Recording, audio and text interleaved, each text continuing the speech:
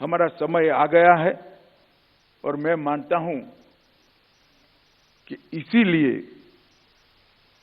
PhD की भी भूमिका बहुत अहम आने वाले अमृत काल के अंदर होने वाली है। आपका 118वां सेशन ये आने वाले वर्षों में देश के ट्रेड और इंडस्ट्री की दिशा और दशा दोनों को निर्धारित करने के लिए निर्णायक होना चाहिए। और इसीलिए मैं तो बधाई देना चाहता हूं टीम को। इन्होंने थीम रखा है उभरता हुआ भारत, और यही समय है सही समय। आज आपका 118वां वार्षिक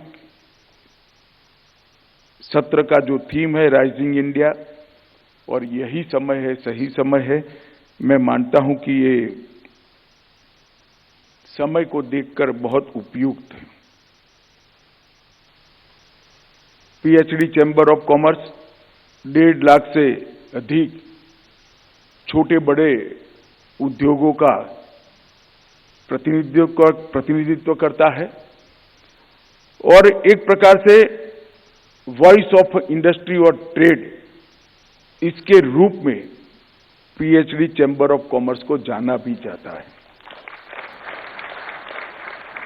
इसलिए मोदी जी ने जो लक्ष्य रखा है 2047 में भारत संपूर्ण विकसित राष्ट्र हो, 2026 में भारत की इकोनॉमी $5 ट्रिलियन की हो, और 2027 में हम 5वें नंबर से 3रे नंबर की अर्थव्यवस्था बन जाए। ये तीनों लक्ष्य को सिद्ध करने के लिए इंडस्ट्री की बहुत बड़ी भूमिका होती है।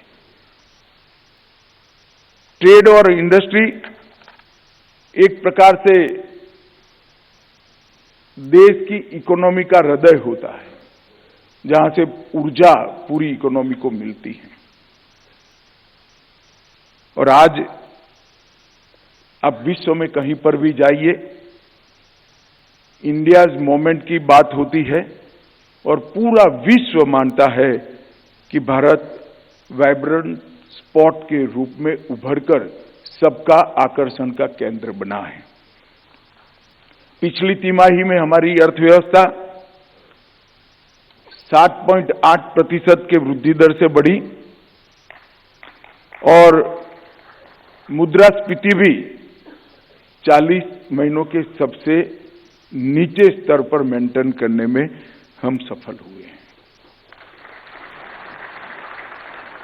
और मोदी जी ने जो वसुधैव कुटुंबकम का एक सूत्र पूरी दुनिया को दिया है, उस सूत्र के अनुरूप भारत हर क्षेत्र में, न केवल भारत, वैश्विक समस्याओं को हल करने में भी नेतृत्व कर रहा है। आज टेररिज्म की चर्चा हो तो पूरी दुनिया भारत के प्रधानमंत्री क्या कहते हैं उसकी ओर देखती है। सोलर अलायंस का हम नेतृत्व कर रहे हैं। ग्रीन एनर्जी और विशेषकर ग्रीन हाइड्रोजन के उत्पादन में आज पूरी दुनिया भारत की ओर देख रही है। कई सारे इनिशिएटिव हमारे आज पूरे विश्व का मार्गदर्शन कर रहे हैं। और ये 9 साल के अंदर मोदी जी ने हर क्षेत्र के अंदर भारत को बदलने का प्रयास किया है और भारत को बदलने में सफल भी रहे हैं। देश के अर्थतंत्र को भी ये 9 साल में एक नई दिशा देने का और मजबूती देने का काम भारत सरकार ने किया है। एक प्रकार से 9 साल प्रॉमिस, परफॉर्मेंस और परिणाम के 9 साल रहे हैं। जो वादे 2014 में किए गए थे, वो वादों को पूरा करने के लिए, परफॉर्म करने के लिए एक पुरुषार्थ हुआ। और वादे भी होते हैं, परफॉर्मेंस का प्रयास भी होता है, मगर कई बार परिणाम नहीं मिलता है। मुझे आनंद है कि ये परफॉर्मेंस का परिणाम भी हम अच्छे से मिल रहा है और उसी का परिणाम है कि 2014 में हम विश्व में 11 नंबर की अर्थव्यवस्था थे, आज हम 5वें नंबर की अर्थव्यवस्था बने हैं। इतनी बड़ी छलांग भारतीय अर्थतंत्र ने कोई 9 साल में कभी नहीं लगाई, बहुत बड़ी छलांग है। हमें ज्ञात रहना चाहिए कि 11वें नंबर पर हम 10 साल रहे। इस स्टैग्नेंसी को तोड़कर 9 साल के अंदर 11वें नंबर की अर्थव्यवस्था से हम 5वें नंबर की अर्थव्यवस्था पर खड़े हैं और आज विश्वास के साथ कह रहे हैं कि 27 में हम दुनिया की 3रे नंबर की अर्थव्यवस्था बन जाएंगे। 23-24 का growth rate 6.1% GDP growth rate, मेरा अनुमान है कि ये ग्रोथ रेट हम अचीव कर ही लेंगे और अगर ये अचीव करते हैं तो G20 में सबसे ज्यादा ग्रोथ रेट वाला कंट्री भारत बनेगा। 14 सेक्टर में PLI स्कीम ने मेक इन इंडिया के स्वप्न को साकार करा है।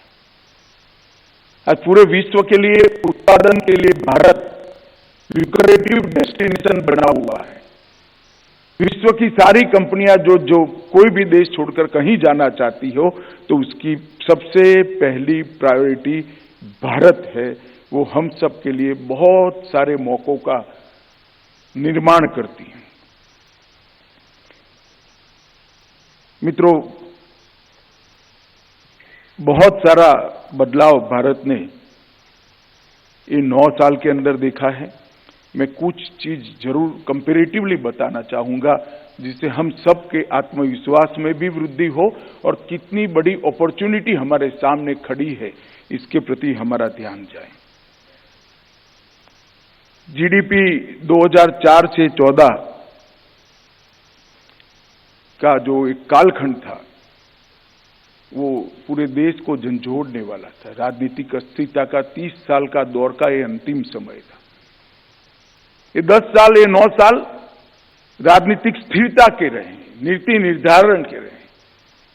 10 साल में कहा जाता था कि इस देश को पॉलिसी पैरालिसिस हो गया है।